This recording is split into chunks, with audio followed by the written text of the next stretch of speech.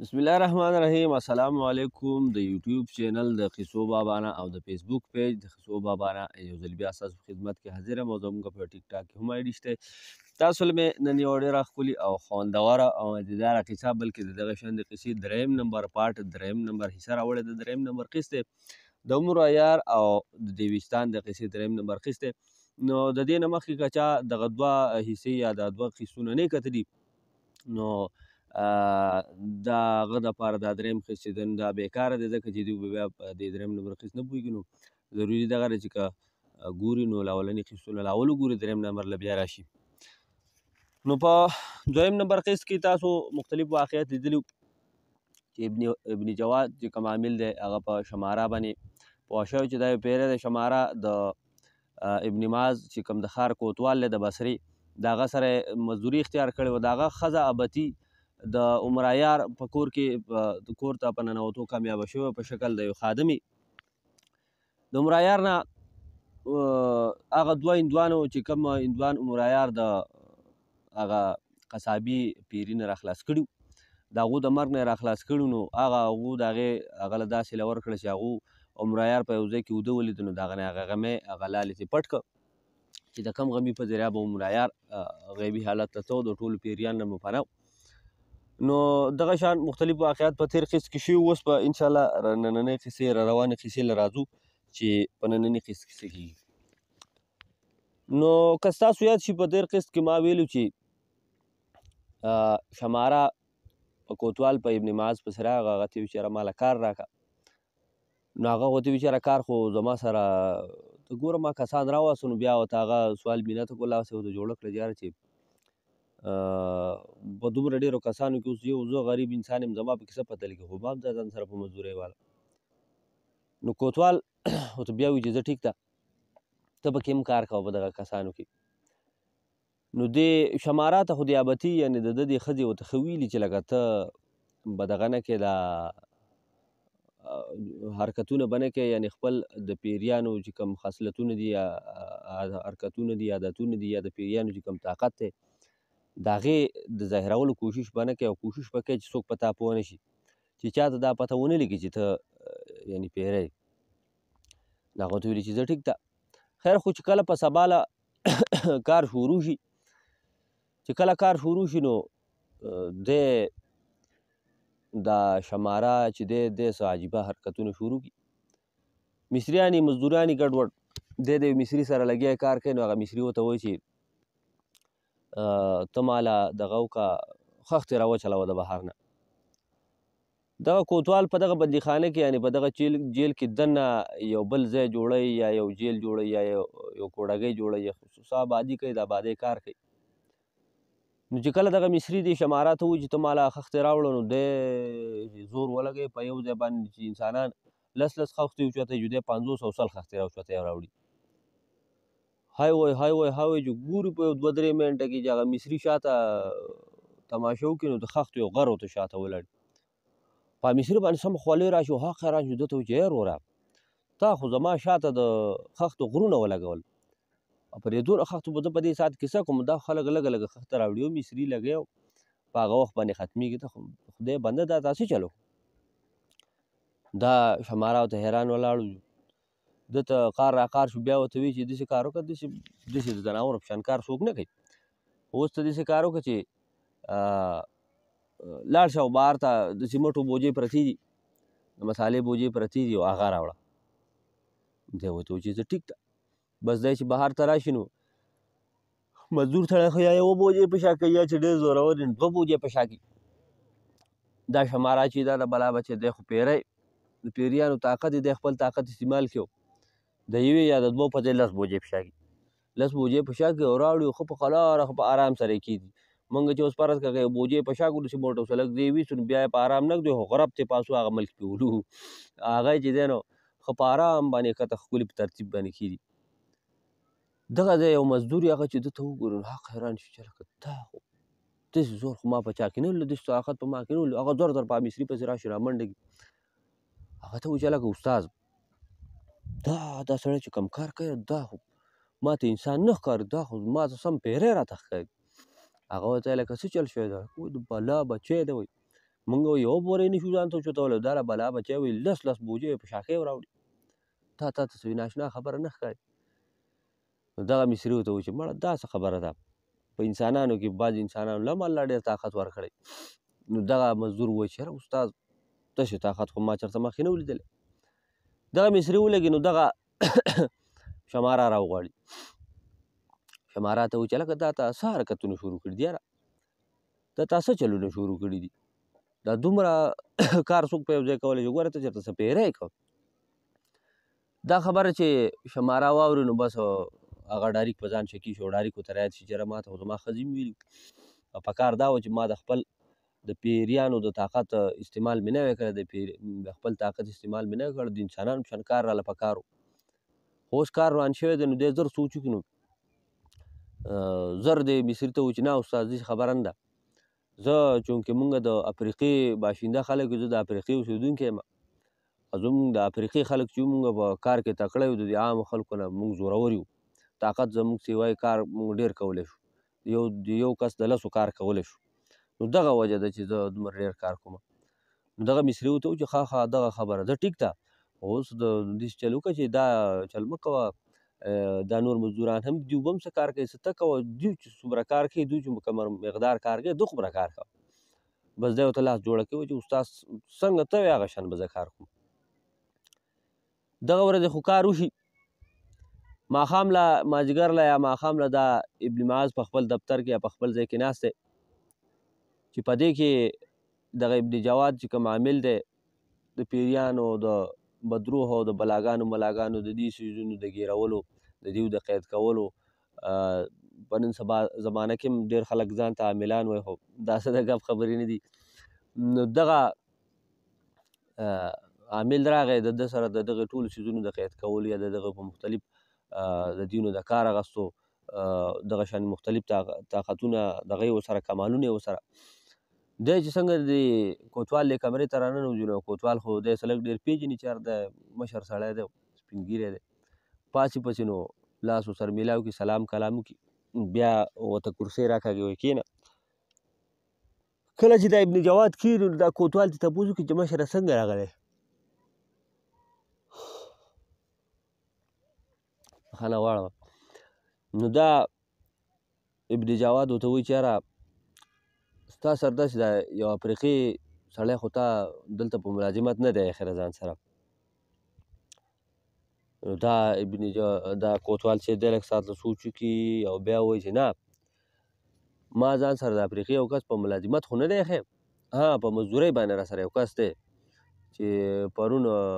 دغه شانته راغلی او ډېر سوال مینت یې کوه، ما خو مزدوران بیا راوستي خو هغه نه قلار دی وایي چې ښځه مې په کور کې خدمتګاره کړله لکه ته ماله مزدوري راکړه. نو بس د دغه کسانو سره مې په کار کړی دی، دلته راځي کار له د ورځې کار کوي دلته. نو دا ابن جواد ورته وایي چې آیا ستا یقین دی چې دا د افریقې یو سړی دی؟ دا کوتوال ورته وایي چې مشر اخر ستا څه خبره ده، جواد صاحب ته څه ویل غواړې؟ نو دی ورته وایي چې زه دا ویل غواړم چې دا چې دی نو دا په اصل کې یو پیری دی، انسان نه دی، پیری دی. ما ته په خپل طاقت یا په خپل سترګو په نظر باندې په هغه باندې ښه پوره او کامل شک او یقین دی چې لکه دا چې دی نو دا انسان نه دی او دا پیری دی. کوتوال حیران شي چې دا څنګه ناشنا خبره ده، د پیري اخر څه کار شو چې راغلی او زما سره مزدوري کوي، د انسان په شکل کې راغلی. بل د عامو خلکو د پیریانو یا دې څیزونو سره خاص واسطه نه راغلي نو د چا په دې خبرو داسې خاص یقین هم نه راځي، نو د هغه په یقین نه راځي. خیر دا عامل ورته وایي چې داسې کار به وکړو چې کله سبا هغه کار له راغی نو زه به بیا راشم او زه به یو داسې طریقه یو داسې عمل به وکړم چې که فرض کړه چېرې هغه پیری خو هغه به زما په قید کې راشي، او که پیری نه انسان نه نو بس هغه خبره به هم ظاهره شي، پته به یې ولګي. خو ته به داسې کار وکړې چې زما دلته د راتلو او ستا سره د ملاقات دا خبره ته چاته ونه کړي، خاص کر دغه د افریقې دا کم باشنده چې ځان ته وایي چې ده ته خو به سره نه وي. کوتوال ته ورته وایي چې ټیک ده مشره څه مشکله خبره نه. خیر شپه پکې تېر شي، سهار شي، چې سهار شي نو دا مزدوران کار شروع کړي، دغه شماره پکې هم لګیا دی د افریقې دا باشندهی چې ځان ته وایي.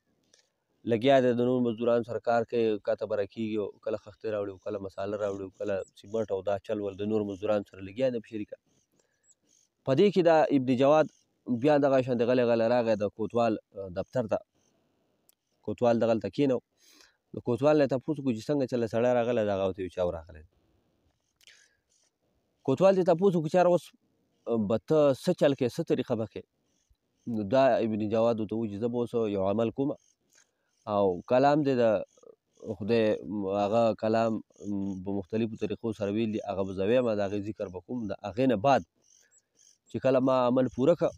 نو زه به تا ته ویم ته به دغه چې کوم زه ورته پیری یم او ته ورته د افریقې باشنده وې دغه سړی به راوغواړې. چې دغه دې کله راوغوښته نو که فرض که دی پیری و نو د ده وجود به لوګی شي لوګی به ترې جوړ شي او زما سر چې دا بوتل دی دا لوګی به راشي اوس په دې کې به خیر شي. او که فرض که دی پیری نه و او یو انسان و نو بس په ده باندې به هېڅ اثر هم نه وشي. دی به په خپل ځای باندې همدغه د انسان په شکل کې به ولاړ وي. کوتواله ورته وویل چې ټیک ده مشره چې څنګه ستا خوښه. بیا دا ابن جواد داسې کار وکړي چې یو طرف ته یو مصلی یو جنماز خور کړي په هغې باندې ودرېږي او یو دوه رکعته لمونځ وکړي. بیا همدغه شان د رکوع په حالت کې کښېني او څه ذکر څه کلام شروع کړي لګیا هغه وایي وایي وایي وایي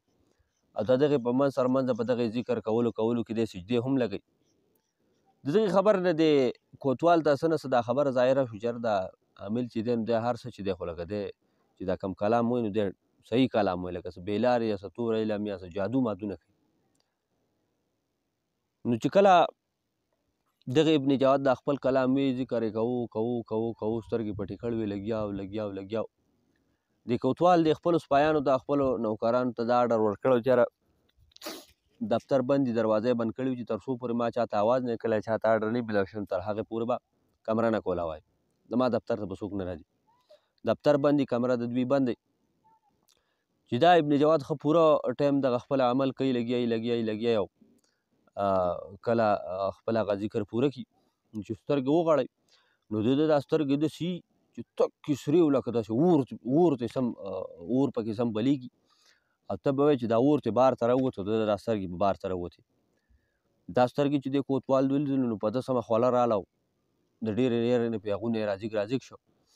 بس ځان یې ټینګ کړی او بس صرف یو پیره د ده د سترګو ته کتلي وو بیا یې د ده د سترګو ته نه شو کتی. نو چې کله دغه چل په دې ابن جواد باندې وشو نو بیا د ابن جواد د کوتوال ته په اشاره کې وي چې ته سړی راوغواړه.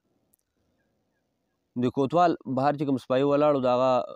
په نوم باندې اواز وکړو هغه ته یې ووي چې یاره کوم د افریقې هغه مزدور زموږ سره دی هغه مزدور دفتر ته راولېږه. دغه اډر چې کله جاري شو نو بیا دا ابن جواد پاڅېده یو غټه دایره یې داسې تاو کړه چې په دغه دایره کې دغه ابن جواد هم بند شو او دا کوتوال هم پکې بند شو. د کوتوال د یېرې نه د ابن جواد نه دا تپوس هم نشو کولی چې لکه دا ته څه کرښه وایې دایره د څه دپاره د څه دپاره نه ځکه دغه خلکو په دې څیزونو نه پوهېږي. عام خلکو د دې خبرې پته نه وي خو ده ته نه د یېرې ده ته کتی شي نه د ده نه تپوس کول غواړی شي خو بس یوه خوله پیځي او بله پې راځي او د دې ابن جواد چې کوم حالات شروع شوي دي نو بس ده ته د یېرې کتی هم نشي چې خدای پاکه دا د ده نه څه بلا جوړه شوې ده او په یاره کې دی چې یاره اوس د دې نه مخکې به څه کېږي چې په دې کې چې یو څو منټه وشي څه ګوري چې دروازه کولاو شوه سپایي راننوته او د سپایي سره دغه شماره ورسره راننوتو چې د افریقې باشنده ځان ته وایي. دی چې څنګه راننوته او دا شماره چې څنګه رانږدې شو څنګه چې د ابن جواد دا غټه دایره جوړه کړه په دې ټوله کمره کې څنګه چې دی د دایرې ته رادننه شو نو بس د شماره ته داسې مخصوصه شو چې یاره زما خپې وتړلی شوې خپې مې چا ونیوي چې دې څه ورته مخصوصه شو چې وایي کاته نو داسې په ګوټ کې په مسله باندې دغه ناست ابن جواد په مسله باندې ناست یو لګیا د ځان سره څه ذکر کوي نو ده ته داسې بد او ډېر په خطرناک نظر ورته وګوري. کوتوال د سپایي ته مخې سره اډر وکړي حکم ورته وکړي شابه وایي فورا بار ته وځه او کمره بنده څنګه چې دا سپایي وځي او کمره بنده کړي نو دا شماره خپله خوله راوسپړي او ده ته وایي چې اخر هغه خپل عمل دې وکړو که نه هغه خپله دې وکړه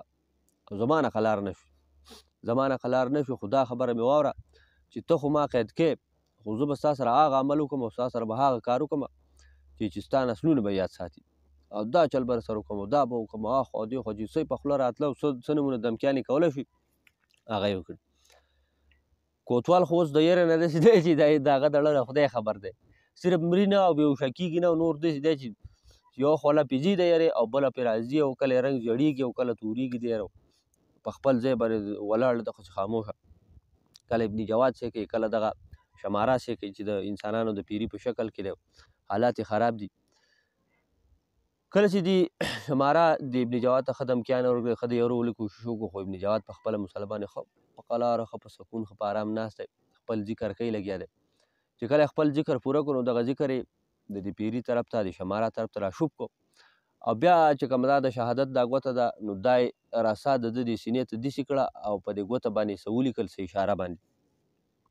کله چې ده دغسې په ګوته باندې څه لیکل وکړه د شماره د سینه باندې یعنې په اشاره باندې چې په دې کې د شماره چې کومه د مرۍ نه لاندې چې دا کم بدن دی دغه بدن ناګهانه لوخړه شو، لوګی ترې جوړ شو، لکه څنګه چې د لرګي لوګی دغه شانته یو لوګی ترې جوړ شو او دغه لوګی الوته الوته الوته راغی او د شماره مخې ته یو بوتل پروت و چې سر ترې لرې کړی راغی دغې بوتل ته ورننوته. بیا چې کله دا صرف سر او دا سټ او دا مرۍ دا پاتې شو نو بیا د ابن جواد دغې سر ته په څه طریقې اشاره وکړه، دغه سر هم راغی لوګی ترې جوړ شو او راغی نو هغه بوتل ته ورننوته. کله چې دغه بوتل ته ورننوته دغه شو لوګی بهر ته پاتې نه شو، د دې ابن جواد یقین وشو چې لکه اوس لکه مکمل پیری مې خید کړی دی نو بس ده په تادۍ سره هغه سر راواغسته او په دې بوتل باندې لا پاسه ښه په مضبوطۍ سره کلک کړ. کله چې ابن جواد شماره قید کړ د خپل ځای نه راپاڅېده، خپل سامان وغیره اوزار یې راټول کړو، بوتل یې د ځان سره راواغسته، په میز یې کېښود او خپله مساله وغیره یې هر څه یې راټول کړو. بیا هغې په کرسۍ باندې کېناسته نو کوتوال ته یې وی چې کوتوال صاحب کېنه. کوتوال چې کله کېناسته خولۍ یې د دغه نه پاکې کړي نو ابن جواد ورته وایي چې څنګه اوس دې یقین واخیسته چې دا پیری او که پیری نه و؟ هغه ورته وایي چې تا خو مې یقین واخیسته خو دا خو لکه ډېره څه ناشنا خبره ده، ما خو تر نن نه مخکې داسې عمل یا داسې طریقه چېرته نه و لیدلې، ستا په باره کې مې اورېدلي وو چې ته دا طریقې کوې یا دا کارونه کوې، خو لیدلې مې نه وو، لیدلې په اول ځل مې ولیده. نو دا ابن جواد ورته ووایي چې واقعي چې ته د یو کلک زړه خاوند یې، د کلک زړه مالک یې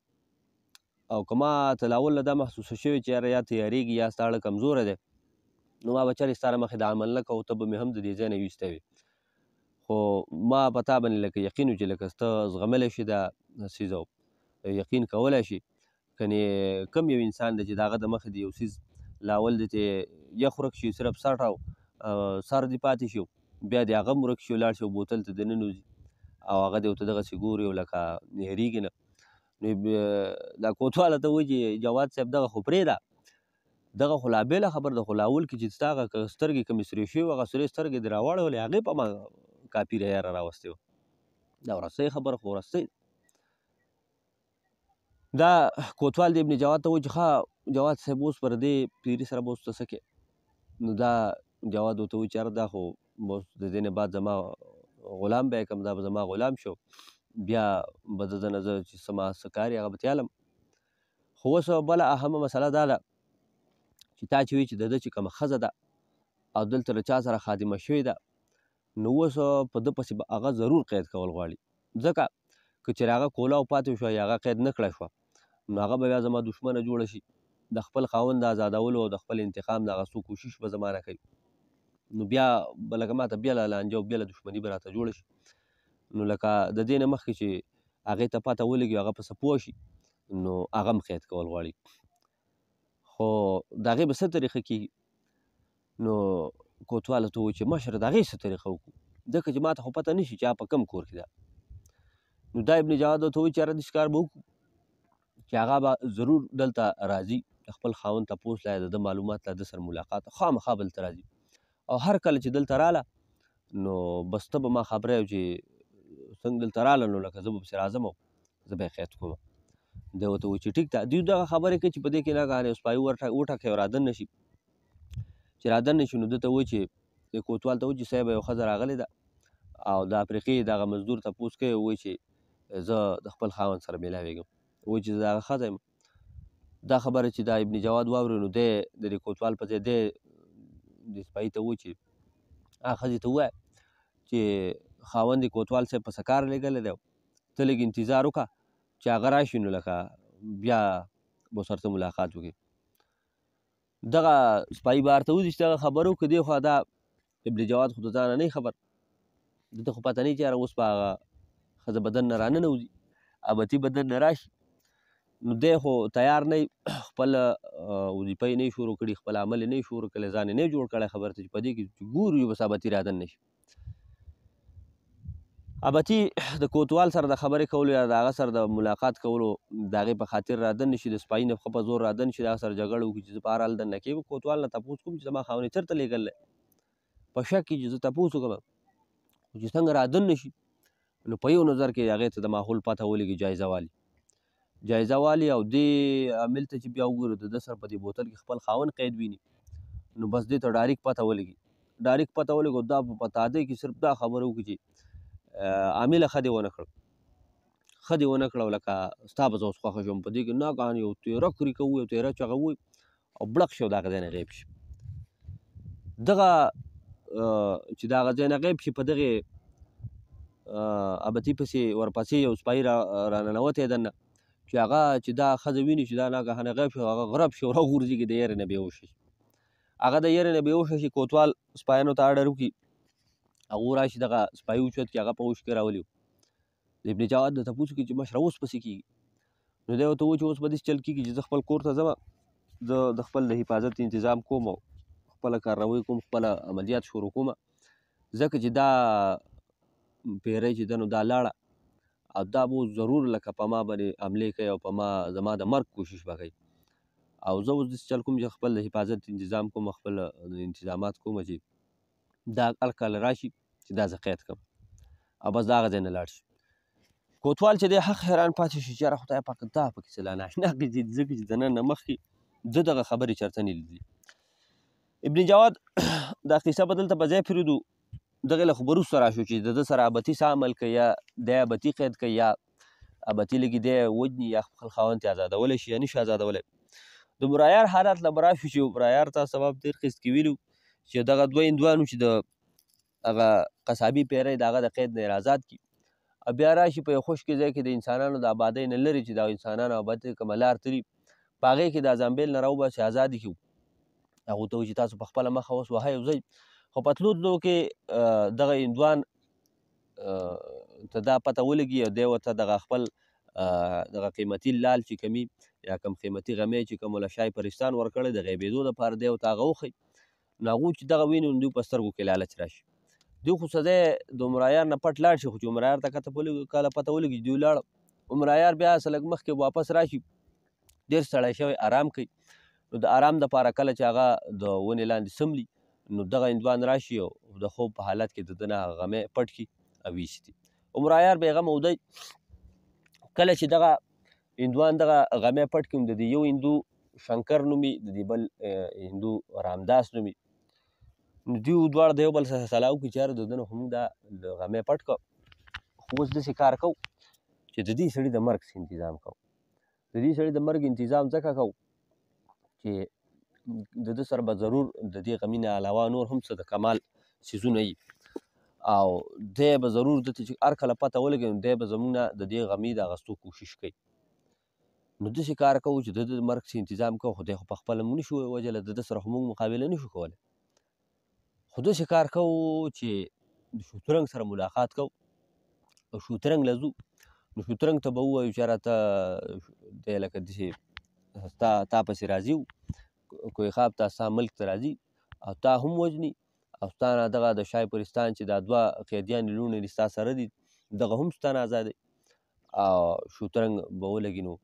دی به هم قید کړي د دغې په انعام کې به موږ نور هم څه راکړي دوی دواړه چې دغه مشوره کله وکړي نو دوی لاول خو یو طرف ته روان بیا بل طرف ته روان شي دوی چې کله بل طرف ته روان شي نو روان دي د ښار طرف ته روان دي نو د د هندوانو دی ښار طرف ته د دیوستان دی ښار طرف ته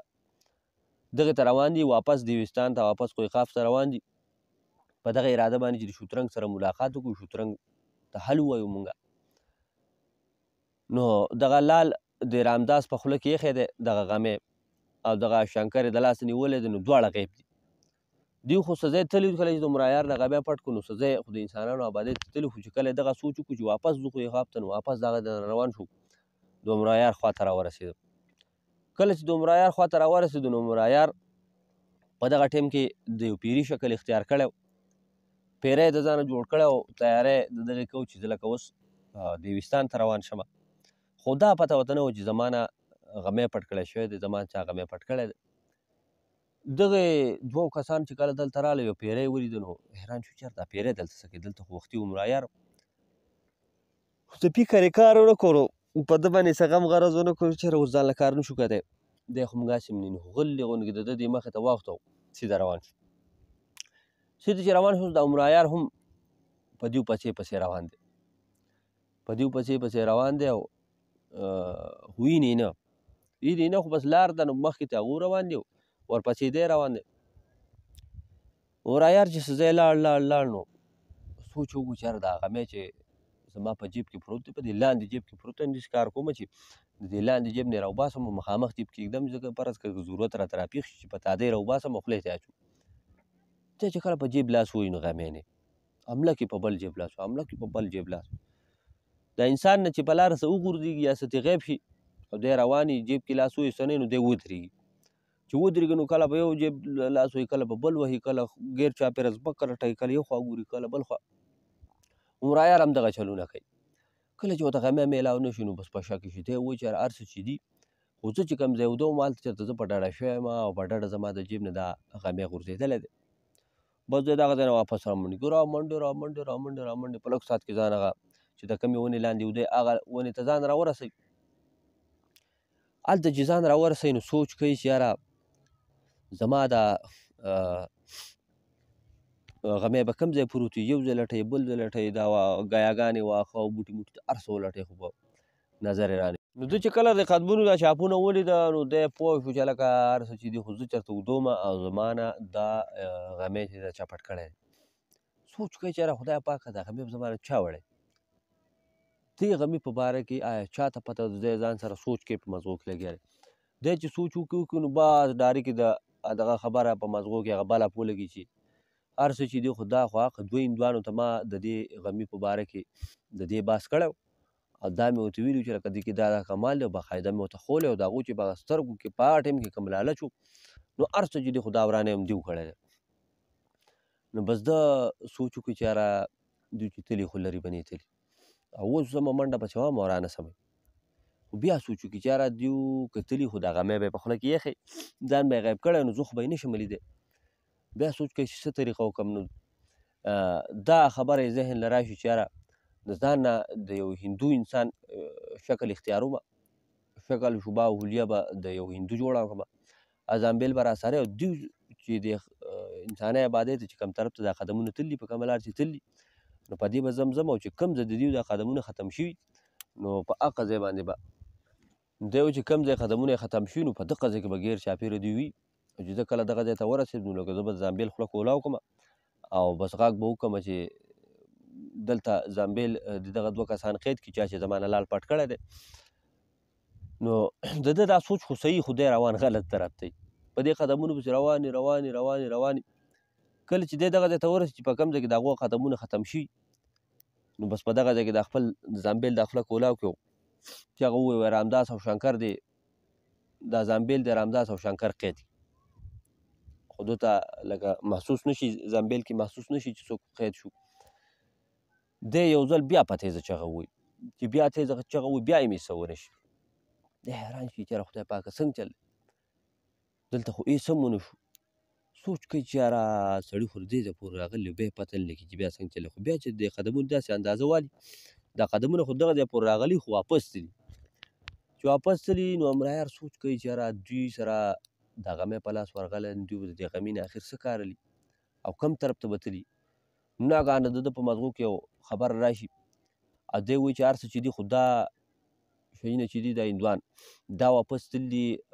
دغه دیوستان ته تللي او دوی به هلته دا سوچ کړی چې دا دې غمي باندې به ځان پټ کړو او د دیوانو د پیریانو دا کورونه به ولوټو ځکه چې د پیریانو په دې کورونو کې قیمتي کاڼي او زر جواهرات او دا څیزونه به پکې ښه بهتر څه پراته وي دوی به دا خیال کړی چې د دغه ځای نه به د دنیا دا مال دولت به ولوټو را پټ به کړو واپس به راشو نو بس د ده ذهن کار وکړو چې هر څه چې دي خو دا سړي به تلي دیوستان نو بس دی د دغه ځای نه واپس خپل شکل بدل کړي او واپس هغه شان د پیري هغه شکل واخلي او دیوستان ته چې کومه لار تلله کم طرف ته په هغه طرف باندې ورخوشی شي خو تا دی روان دی لږ ساعت وشي چې واپس د دیوستان ته ورسېو ډایرک هغه بازار ته ښار ته داخل شي هغې کې بازار ته ځان ورسوي په بازار کې کله یو ګلۍ ته ننوځي پای کې ګرځي کله په بلې ګلۍ کې ننوځي ګرځي کله په بل ځای کې سوچ کوي چې خدای پاک اوس دغه شي به په کوم ځای کې زما په لاس راځي په کوم ځای کې دې اندازه لي چې په یو ځای کې اوس په بازار کې پیریان ګیر چاپېره راټول شوي دي ګڼه یې جوړه کړې ده او څه خبرې پکې شروع دي د چا سره لګیا دي او مرایار شکي شي چې یار دلته څه قصه ده څه لانجه ده مرایار چې هلته لاړ شي دا خلک چې راټول شوی نو اوس ګیر چاپېره دا پیریان راټول شوي اکثر په دې بازار کې څه تماشه وشي څه ناشنا خبره وشي دا مخلوقو ته راټول شي تماشه کوي چې څه چل نو اوس دا پیریان ګیر چاپېره راټول شوي دي خو په منځ کې په میدان کې څه شتی نه چې ناګهانه د مرایار په غوږو باندې آواز ولګي آواز د رامداس او رامداس په دغه پیریانو کې پیري ته ووایي چې یاره تاسو لکه موږ ته د خپل مشر سردار کور وښیه د هغه سره زموږ ضروري کار دا پیریان ټول په یره کې چې دا کم داسې یو شی دی کومه بلا ده چې داسې زموږ نه غیب ده چې موږ پیریان یو او زموږ نه غیب ده موږ ته په نظر نه راځي زموږ سره لګیا خبرې کوي یو پیری پکې همت وکړي تپوس دې وکړو چې یاره موږ خو به تا ته خپل سردار کور وښیو خو ته خو موږ ته ځان وښیه که نه او تا اخر یې څوک او تا ځان ولې پټ کړی دی آیا ته یو کس یا دوه کسه یې تاسو څو کسه یې نو دا رامداس ورته ووایي چې یاره ستا دې سره څه کار دی چې موږ څو کسه یو ځان ولې غیب کړی تاسو موږ څه لسې کوئ او زمونږ چې دی نو ستاسو سردار سره دغه کار دی چې د بصرې یو عیار انسان دی یو هوښیار انسان دی یو رذیل او یو ورانکاره انسان دی د هغه په باره کې موږ ستاسو سردار سره خبره کوو چې هغه دیوستان ته راځي او دیوستان ته راتلو واله دی او دلته د سردار شوترنګ ژوند هم په خطره کې دی د هغه سره چې د شاه پرستان کوم هغه دوه لونه په قید کې دي نو هغه هم د هغه نه ازادۍ او د دغې دپاره هغه را روان دی دغه پیریان چې دا خبره واوري نو وایي بس اوس ستا په خبره زموږ یقین راغی اوس ستا په خبره زموږ یقین راغی لکه اوس به تا موږ دغه له بوځو سردار کور ته به تا موږ بوځو خو دا ته ووایه چې لکه آخر بیا هم تاسو یې څوک نو دا رامداس ورته وایي چې موږ آدمزاد یو یعنې انسانان یو او ستاسو په مذهب یعنې د هندوانو په مذهب یو هندوان یو موږ یو مذهب دی او ستاسو په خیر سګالۍ او ستاسو په خیرخواهۍ راغلي دا خبر چې دا پیریان واوري نو سم خوشحاله شو وایي چې ښه لکه مطلب دا شو چې تاسو هم د ابلیس پیروکار او بس دا خو بیا روغه خبره شو بیا خو په دې کې څه مسله نشته یو دوه پیریان ورسره کړي هغو ته وایي چې هله شابې دا کسان به درپسې تاسو ترې مخکې شئ بس دوی به درپسې او دوی د سردار کور ته ورسوئ دغه ګڼه خوره شي یو دوه پیریان مخکې شو دغه رامداس او دا بل پسې په غیبي حالت کې ورپسې او مرایار خو د پیري په شکل کې دغه ځای کې د پیریان په دې منځ کې غلی شانتې ولاړ دا خبرې اوري کله چې دا ګڼه خوره شي دغه پیریان دوه مخکې شي او رامداس او دا بل کسان پسې ورپسې شي څه لږ ځای به تلي مرایار وایي چې بچو ستاسو به زه خوښ شم مرایار ته مخکې په لار کې په بل ځای کې ولاړ څنګه چې د ده خوا ته راتېرېږي او مرایار ډایرکټ د دې زامبیل دا خوله کولاو کې اواز کې وایي رامداس او دغه بل چې کوم شنکر دی په زامبیل کې قید کړی شي او بس ناګهانه چې دغه دواړه سړي په هوا شو چغې چورې ووایي ډېرې چغې ووایي ډېر د لتې خپې ووایي خو د خلاصېدو نه ناګهانه غرب شو دې زامبیل ته ورننوځي زامبیل یې په ځان کې قید کړي کله چې دوی دې زامبیل ته ننوځي او قید کېږي په دغه ټایم کې د رامداس نه دا غمی وغورځېږي دغه لال ترې وغورځېږي څنګه چې دغه لال یا دغه غمی وغورځېږي او مرایار حمله کې دغه غمی راوچت کړي چې څنګه دی دغه غمی راوچت کړي په دغه ځای کې دوه پیریان راتاو شي او چغه کړي او دا هم څوک ادمزاد دی څوک خطرناک سړی ته ګوره هغه دوه سړي زموږ نه غیب کړه ورک یې کړه چېرته هغو چغې ووهلې ورانه سئ څنګه چې دوی ورانه سئ ووایي او دی ډایرکټ هغه خپل لال یا غمی چې دی په خوله کې بس د هغو نه غیب شي هغو ګیر چاپېر حملې ووایي کله یو خوا کول کوي کله بل خوا کول کوي کله بل خوا کول کوي خو عمرایار ځان غیب کړی لرې یو طرف ته ولاړې او د دوی تماشې کوي عمرایار چې کله دغه دوه هندوان قید کي رامداس او شنکر قید کي خپل غمی خپل لال ته حاصل کي نو دی بیا داسې یو طرف ته لاړ شي په یو طرف ته یو غټ کمر یې په هغې باندې کیني او سوچ کوي چې لکه اوس زه څه طریقه وکړم څه منصوبه څنګه پروګرام وکړم لاول سوچ وکړي چې یاره لاول خو دې هندوانو سره څه طریقه پکاره دوی له خو سمه سزا ورکوم دوی زما سره دومره لکه غداري وکړه دومره غټ احسان پې ما وکړو دوی داسې احسان فراموشه مخلوق دی چې داسې جواب یې زما د احسان راکړ بیا و چې نه لاول چې زما کم میشن دی زه خپل میشن پوره کوم د شای پرستان لوڼه د قید نه ازادوم د هغه نه وروسته د دوی سره به ګورم پرېږده چې پراته وي د هغې پورې به زامبیل کې به قید پراته وي وروسته به ورسره ګورم ډېره ځان سره سوچ کوي چې را د شای پرستان د غمی خو زما سره دی زه به په شوترنګ پسې ځمه خو لکه اوس به ما له هر یو قدم ډېر په احتیاط باندې شوتول پکار دي ځکه چې شوترنګ ته به زما د راتلو علم شوی زما د راتلو خبر به ورته شوی هغه چې دی نو هغه د دې نورو عامو پیریانو نه یعنې د دې ویستان نه کم عام پیریان چې دي د دوی نه په طاقت کې ډېر زیات سیوا دی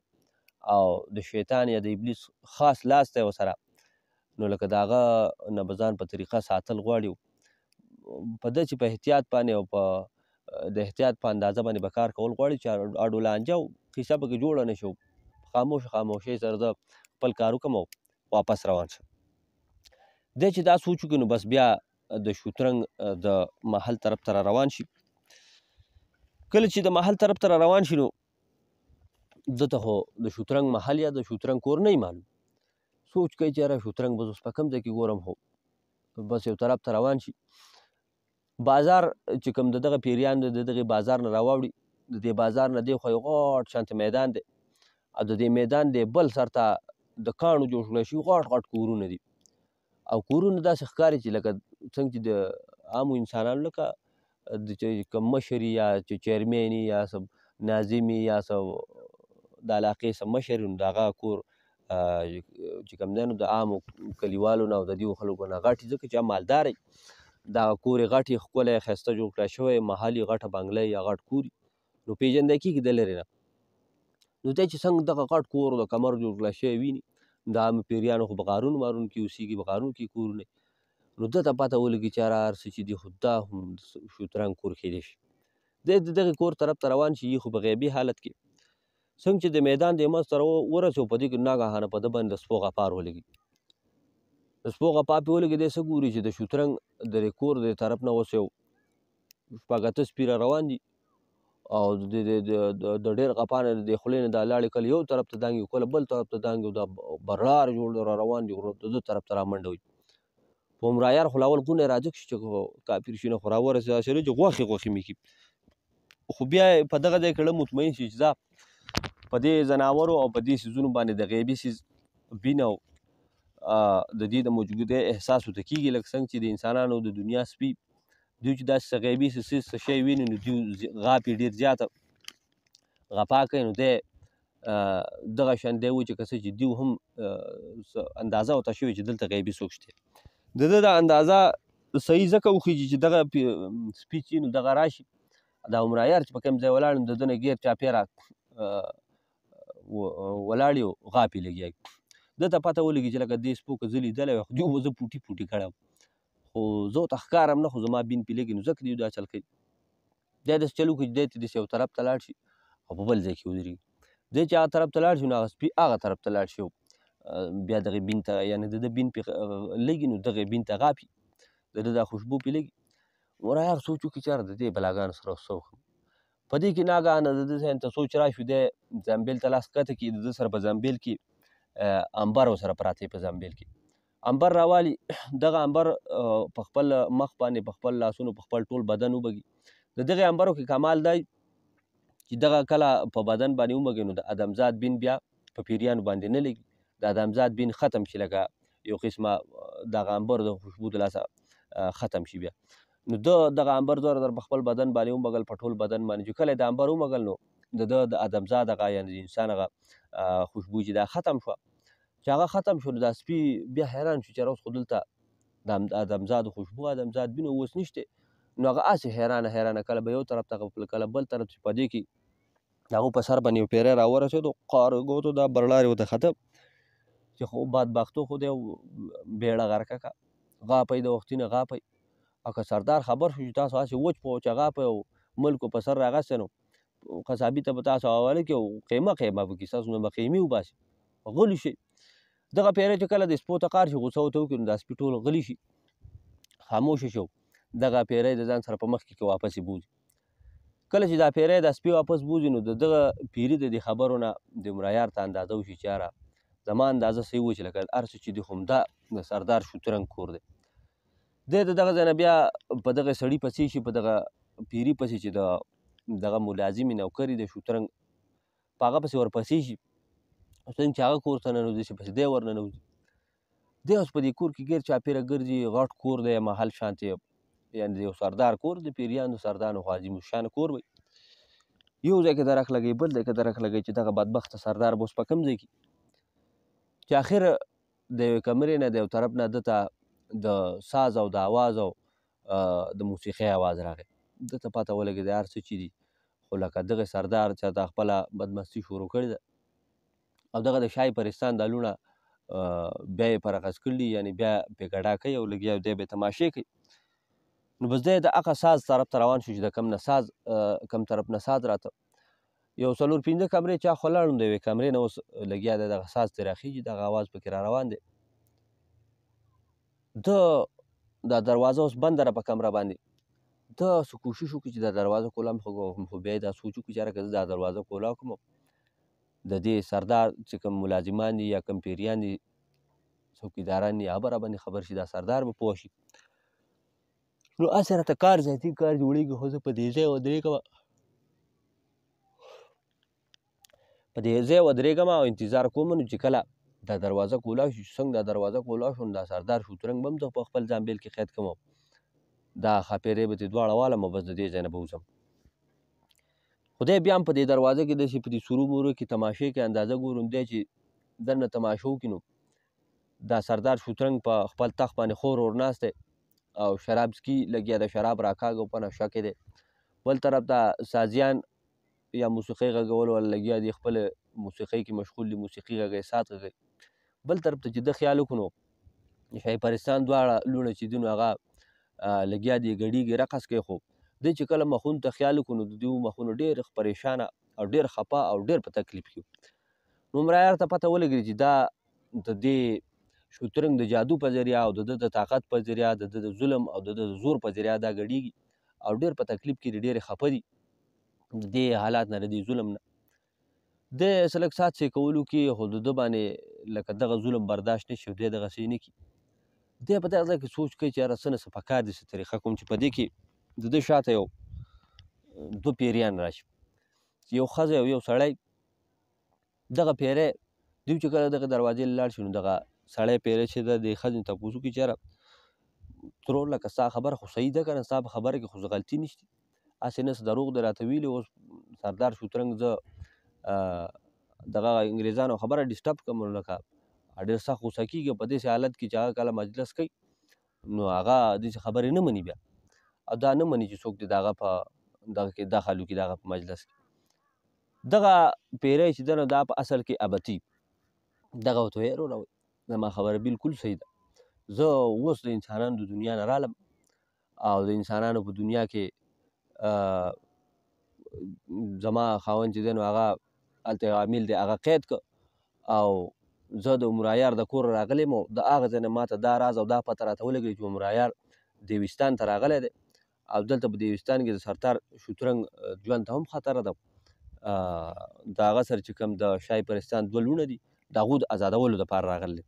دا دواړه خبرونه ضروري دي او زه به د سردار شوترنګ سره میلاو شم که هغه ماله څه جادویي طاقت څه امداد راله راکړي چې زه د هغه عامل نه د خپل خاوند بدل والم او خپل خاوند ته یې آزاد کړم. دا قصه چې کله دا دغه ته وکړي دی بل پیري ورته وکړي عمرایار اوس دوی ته یو طرف ته غلی ولاړ دا خبرې اوري نو دغه پیری ورته وویل چې یاره که دا خبره نو دا ستا خبره خو بیا ډېره ضروري ده او ډېره اهمه ده، دلته ورېږه زه سردار ته خبر رسوم. دا پیری د دغه دروازې مخې ته ودرېږي، بیا دا لاس چې داسې اوچت کړي، دا لاس اوږدېږي په دغه دروازې له پاسه داسې واوړي او دننه لاړ شي، دننه څه مخصوص څیز وي هغه وټاکئ. عمر ته چې دا پته ولګي چې ښه دا د دروازې کولول د ټاکولو خو هم بېله طریقه ده، هغه چې وټاکئ نو بیا دا واپس دا لاس راوګد شي رالنډ شي لاس یې واپس دا لاس یې صحیح شي. نو عمر دا خیال چې اوس به دروازه کولاو شي، خو د دروازې په ځای په دې دروازه کې وړوکی شانتې داسې تمبګۍ کولاو شي. کولاو شي د دنې غاړې پکې بل پیری هغه ته وایي چې څه چل دی، تا ته ښه پته ده چې سردار کله مجلس کې نو په دغه ټایم کې لکه هغه داسې دخل اندازي نه خوښوي. نو دغه پیری ورته د یابتي دا ټوله قصې وکړي چې دغه شان معامله ده، لکه دا ډېره اهمه او ډېره ضروري خبره ده، او په هر حال چې نو که ته دا خبره سردار ته ورسوه،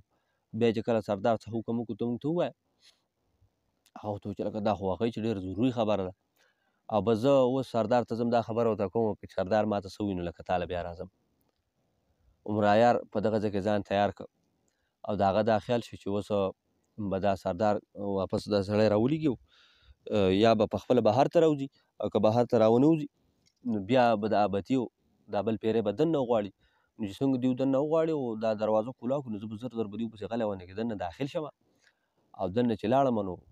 بس بیا به زه خپل عمل وکړم. زما سره خو ځان بیل شته کمالي څیزونه دي، په لږ ساعت کې به ما خپل کار کړی. دی خو دغه سوچ کوي، خو چې کله لږ ساعت وشي دغه تمبګۍ واپس کولاو شي، پیری واپس راشي. هغه پیری دغه ابتي ته او دغه بل پیري ته وایي چې سردار له زه تللی وم، هغه ماته حکم وکړو چې دغه دوو ابتي ته او دې بل کس ته ووایي چې د ځان نه لوګی جوړ کړي، د لوګي په شکل کې په دې وړوکي دروازه په دې وړوکي سوري باندې را داخل شي. هغه وایي چې ما د خپل طاقت او د خپل غیبي طاقت په ذریعه دا معلومات کړي دي چې عمر دلته موجود دی، په دې کور کې موجود دی، خطره ده که چېرته دا دروازه مو کولاو کاسې نه چې هغه پکې دننه راشي. عمر چې دا خبره واوري نو حق حیران شي، او چې لکه دا خو سردار چې دی نو دا خو د کافر شی دی، دا خو وایي چې ډېر واقعي چې ډېر طاقتور دی، دلته زما د موجودګۍ دلته علم شوی دی، او اوس دروازه هم نه کولاوی، دا کسان یې دننه بوتلو. خیر دی دا سوچ کوي چې په دې کې د ابتي او دغه بل پیري نه لوګي جوړ شي، او دغه لوګي په دغه دروازه کې په هغه وړوکي شان تمبګۍ په سوري دننه شي، او تمبګۍ پسې واپس بنده شي. عمر سوچ خدای پاکه اوس زه څه وکړم. دی وایي چې زه خیر ده که دننه نه شم تللی، خو د دې خبرې خو واورم که نه. دی غلی شان دی په دروازه باندې داسې غوږ کېږدي، کوشش کوي چې د دننه د زه څه اواز واورم. کوشش کوي خو لکه د پوره کوشش نه بعد او پوره د غوږ ایښودو نه بعد هم لکه د ده په غوږو څه کش کړپ یا څه خبره یا څه شور غوغا په ده په غوږو څه ونه لګېد. دی بیا حیران شو، غوږ یې رالرې کړ چې یاره ما ته خو څه اواز په غوږو ونه لګېده. بیا د دروازې په دې چاودونو کیسې کول کوي چې یاره دننه څوک شته نشته چې څه معامله ده چې دوی پټې پټې خبرې کوي که څه قصه ده. دی چې داسې دننه تماشا وکړي نو نه دننه هغه ساز والی، نه سرداري، نه ابتي، نه د شاه پرستان لوڼه، هېڅوک هم له کمره خوش وي چې خالي پرته وي. دی حق حیران شي چې یاره چې دا چېرته لاړ. خو بیا وایي چې یاره کیدای شي چې دوی په ځان غیبي حالت کې کړی، کیدای شي چې په دې کمره کې ناست خو ځان یې غیب کړی. دی دا سوچونه کوي مختلف چې په دې کې ناګهانه دروازه راسې کولاو شي. چې کله دروازه کولاو شو نو دی وایي چې زه واخیستو کولاو شوم او زه دننه ځم او کیدای شي په دې کمره کې دننه څه بل څه لارې یا څه تیخانۍ پکې څه بل څه خیسۍ، او په هغه ځای کې زه ګورم چې دا شوترنګ سردار په کوم ځای کې ناست دی، زما نه ځان بچ کوي. دی دغه سوچ کوي د کمرې ته دا خپه ور دننه کوي چې ناګهانه دې مغزو ته سوچ راشي چې نه کیدای شي چې دا یو جال کیدای شي، کیدای شي چې ده زما لپاره یو چال جوړ کړی و، پخپله د دې کمرې نه وتی غیب شوی او بل ځای ته تللی و.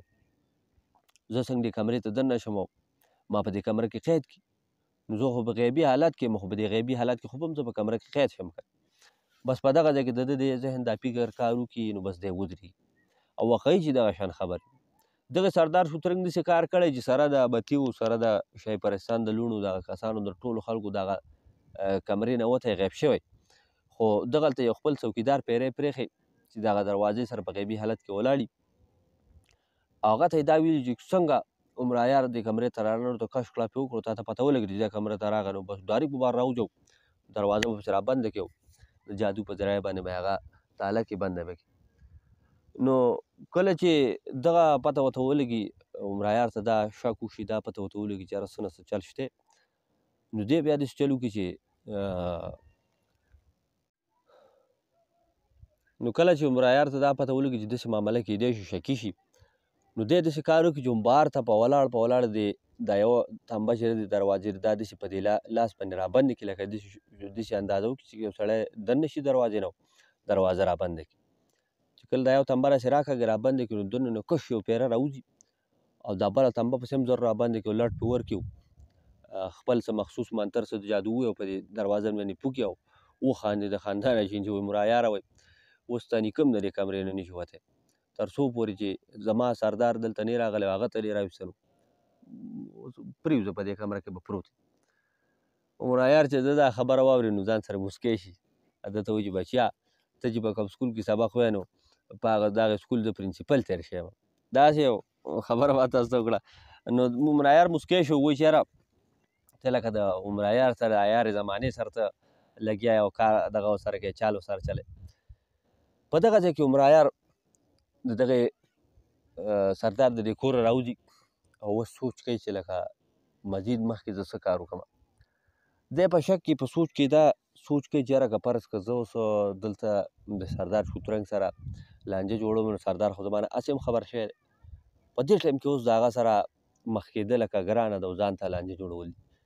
بل طرف ته ابتي چې راغله او سردار ته یې دا خبره کړله نو ابتي به ضرور د دې ځای نه ځي څه نه څه طاقت به د سردار نه وړي او د ابن جواد سره به بیا مخامخ کېږي نو لکه د ابن جواد ژوند ته سخته خطره ده او د ابن جواد د طاقتونو نه دغه د عملیاتو نه عمر عیار خبري عمر عیار وایي چې لکه هغه یو قیمتي انسان دی ډېر بد روحونه او ډېر کم اصل پیریان او رذیلان پیریان چې په انسانانو راځي او انسانان تنګۍ راتنګۍ نو د هغو خلاف هغه عامل ډېر کاربند او ډېر یو کارآمد سړی او دغه عمر عیار وایي چې یاره اوس په کار داره چې د دې نه مخکې چې ابتي بصرې ته لاړه شي ابن جواد ته څه نقصان ورسوي چې د هغې نه مخکې زه لاړ شم نو چې د ابن جواد ژوند هم بچ شي او نور نقصان ته جوړ نه شي چې کله دغه کار زه سرته ورسوم نو خیر دی د هغې نه بعد به زه بیا دیوستان ته به راشم تر هغې پورې به د شوترنګ یقین خاص شي چې یاره دی په کمره کې هم نشته او دی د دې ځای نه هم وتی نو د هغه به دا خیال چې دی تللی دی بس هغه به زما را طرفې بې فکره شي نو بیا به دوباره زه به بې فکرۍ کې په هغه باندې راشم نو زه به خپله منصوبه او خپل میشن به سرته ورسوم دی چې دا سوچ وکړو نو دی زر د دیوستان د ښار نه راوځي واپس د انسانانو دنیا ته راشي ډېر په تادۍ باندې روان ډېر په رفتار باندې کله چې دی بصرې ته راورسي په بصره کې را ننوتو کې اوس ډایرکټ دی د پیریان او شکل پرېږدي خپل د انسانانو خپل اصل شکل اختیار کړي بصرې ته چې را ننوځي دی په یو اس باندې د اس ځان له راولي په اس باندې سور شو ډېر په تادۍ باندې ښار ته دننه را روان دی او د خپل کور ته د تلو په ځای لاول دی سوچ کوي چې یاره هر څه چې خو زما ابن جواد له دی چې کله د هغه ځای ته راقابو شو د هغه چې په کومه کوڅه کې کور دی کوڅې ته را دننه شي نو څه ګوري چې د هغه په کوڅه کې ډېره ګڼه د خلک راټول شوی دی دی په منډه منډه راشي هلته را کسانو ته پوښتنه کوي چې هلته دا څه ګڼه ده څه چل دی نو یو کس ورته وایي چې هلکه ابن جواد مړ دی ابن جواد چا وژلی خو ډېر په بې دردۍ سره یې وژلی او ظالم چېرته داسې په بې دردۍ وژلی چې اوس د هغه مخ ګونۍ د پېژندو نه وتې را داسې زیاتی او داسې ظلم یې ورسره کړی عمر عیار ته چې کله پته ولګي نو عمر عیار پوه شي چې ځه ابتي خپل عمل کړی خپل کار یې کړی دی عمر عیار بیا د ابن جواد کور ته دننه شي نو څه ګوري چې د ښار چې کوم کوتوال دی ابن معاذ هغه په د ابن جواد د کوړمې سره ناست دی د هغو سره تاجیت کوي هغو ټولو له تسلي ورکوي کله چې د عمر عیار وینو نو په ده پسې راپاڅېد ده وایي هلکه ته چېرته ورک وې ته چېرته تللی وې ډېره موده ډېر وخت وشو ډېر ورځې وشو ته ورک وې نو عمر عیار ورته وایي چېرته ما خو صیبه څه ضروري کار مې راپېښ شوی د ښاره وتی وم نه وم په ښار کې اوس چې څنګه رالم نو جواد صاحب د مرګ نه خبر شوم نو دلته رالم دا څه چل شوی او څه معامله نو هغه ورته داسې لنډه شان قیصه وکړي چې دا دغه شانتې ابن جواد چا وژلی ده خو چا وژلی نه چې بلکې پیري وژلی او هغه پیري وژلی ده چې ابن جواد زما په ځای کې خپله قبضه کې اخیستی او زه ځان سره یې قید کړی او بس دا هغو دا معامله کړله هغو دا چل کړی دی عمر عیار چې کله د دا سرسري قصه واوري نو دی ترې واپس لاړ شي او په سبا بیا دی د دې کوتوال دفتر ته راشي دفتر ته راشي د دې دپاره راشي چې هر دی د دې کوتوال نه زه د قیسې معلومات وکړم، پوره تفصیلي قصه ترې معلوم کړم، پوره ترې ځان پوه کړم چې څنګه چل شوی او څنګه چل نه شوی. خو دی چې څنګه د دې کوتوال دفتر ته رانږدې شو نو څه ګوري چې د دنیا ګڼ سپایان د دفتر مخې ته ولاړ دي. دی د سپایان نه تپوس وکړي چې هلکه څه چل دی؟ نو هغه ورته ووایي چې یاره څه په چل یې نه یو پوه صاحبه، خو څه غیبي مخلوق راغلی و.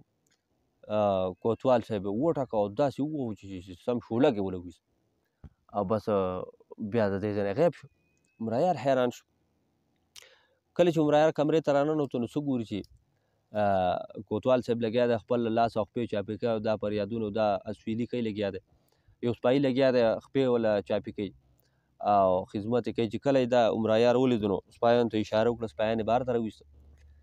عمرایار ورته ووایي چې کوتوال صاحب څه چلو شو؟ نو هغه ورته ووایي چې هلکه تپوس یې مه کوه او هر څه چې دي خو دا ماته هم هغه ښځه ښکاري چې کومه دغه سړي ښځه وه چې زما سره به یې کار کوه، چې کوم پیری و او زما نه یې زما په خیال چې د دې خبرې انتقام اخیسته چې لکه ما ولې ابن جواد راوسته و، دلته مې پرې د هغې خاوند قید کو. خو دا خو کار ښه وشو چې ما سپایانو ته غږ کړو، چغې جوغار مې کړو چې دا خلک څنګه راټول شول، لکه هغه بیا دې ځای نه وتښتېده. عمرایار ورته د خندا نه شون شوي چې مرګ به دې دا وخت نه و، کنی نو پیریان چې په کومه اراده راشي او په کوم موقع راشي نو هغه بیا د نورو انسانانو په راتلو په هغې د غوسه کار نه و، خپل کار سرته رسوي. خو زه شکر دی چې خدای خیر کړ. ابن جواد په یره کې شو، ده ته ووایي چې لکه د خدای دپاره اوس څه چل وکړه او ما ته پته لري چې ته هم د دې پیریانو میریانو د دې څیزونو میزونو په دې لانجو کنجو باندې پوهېږي او لکه ما له څه چل وکړه اوس ما بچ کړه دوی نه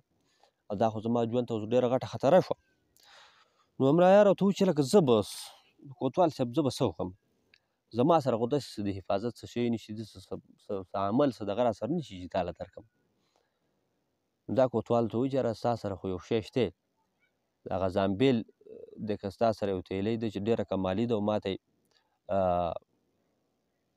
دغه ډېر صفت کړی و، ابن جواد راته د هغې ډېر صفت کړی. عمرایار ورته ووایي چې هغه خو زما سره ده او ډېره کمالي تیلی ده، ډېر د کمال نه ډېر غټ کمالونه دي پکې، خو دغه تیلی چې ده نو دغه صرف زما په اوږه چې چې صرف زما په لاس کې نو دغه خپل کمالونه خپل عمل کوي. هغه که فرض کړه تا له درکړم نو هغه بس هسې یو عامه تیلی ده، عامه څیز دی، هغه بیا د هېڅ کار نه. دغه کوتوال ورته ووایي چې هر څه چې دي خو لکه ما له څه نه څه طریقه ته برابر کړه، ځکه چې که دا څیز بیا راغی خو دا ځل خو ما وجدي پرېږدي مې نه. دا عمرایار ته تپوس وکړي چې آیا د کله چې دغه مړ کېده ابن جواد مړ کېده نو د ده څوک و شاګرد څوک و چې لکه ده په خپل ګدۍ په خپل ځای شاګرد کړی او په هغې استاد کړی کېنولی. دی ورته وایي چې دغه ابن جواد یو زوی دی چې دغه شمیر نوم دی او دغه شمیر یې په خپله ګدۍ کېنولی و، دغه شاګرد و، هغه وارث دی. نو دی ورته وایي چې ته هغه له تلی که نه، هغه به درله څه چل ول کړی و که نه. هغه ورته وایي چې زه خو هغه له نه یم تللی، بس وایي زه چې ځو هغه له لاړ شو، هغه سره به ستا له مسلې څه نه څه حل وي، څه نه څه حل به درته راوباسي. دا کوتوال چې څنګه د خپل ځای نه راپاڅي نو چغې کړي. عمرایار ورته وایي څه چل دی؟ ورته وایي چې توبې وباسه، د بدن انچه انچه مې دړ کړی، هر ځای مې دړ کړی، داسې تکلیف ته راته چې زه خو نه شم تللی. نو عمرایار ته وایي چې د خدای بنده شا به دا لاس په ما راواچوه چې ځو زه به دې بوځم. نو دا کوتوال په ده باندې لاس راواچوه، د دفتر نه راوځي او دفتر نه خپل بندیخانې نه د خپل جیل نه راوځي بهر ته. اوس بهر ته روان دي خو چې یو قدم هلي د یو قدم سره درې چغې وایي او دا عمرایار وله بیا حوصله ورکوي، تسلي وله ورکوي او درته وایي چې ځو. څه لږ ځای لاړو نو عمرایار ته محسوسه شوه چې یاره زما چې دې کومې اوږې ته را خپل زنبیل اچولی ده، تیلی مې اچوله، څوک لګیا ده، دا راکاږي یا دې پسې دې له لاس ته راوړو کوشش کوي او کوشش کوي چې دا زما د اوږې نه کوز کړي. عمرایار ته پته ولګي چې څوک نه څوک راغلی دی. عمرایار دا کوتوال په دغه ځای پرېږده ته وایي چې ده دلته ودرېږه، یو منټ له ودرېږه، زه ستا ځای راځم. دی چې څنګه په دې ځای ودرېږي یو طرف ته ترې لاړ شي، لږ لرې شي او زر د زنبیل خوله کولاو کړي او چغه کړي. وایي هر چا چې اوس دا زنبیل زما نه د تښتولو کوشش کوو هغه کس چې په دې زنبیل کې قید شي. عمرایار دا چغه ووایي خو لکه زنبیل ته هېڅ څوک را نه شي، په زنبیل کې څوک نه وي. نو عمرایار دا کوتوال اوس حیران وران دی ولاړ دی. نو عمرایار بیا واپس په دې کوتوال پسې راشي او ده ته وایي چې دغه دا ارمان دی چې زما سره یو قیمتي څیز دی چې هغه را سره اوس په لاس کې وی نو دا پیری زما نه نشو خلاصېدی، هر څوک چې کوتوال په یره کې هم دی حیران هم دی چې په دې کې ناګهانه چا د شاتې نه دې کوتوال له دیکه ورکړه او غراب شو کوتوال په ځمکه ولګېد. کوتوال چې په ځمکه ولګېد نو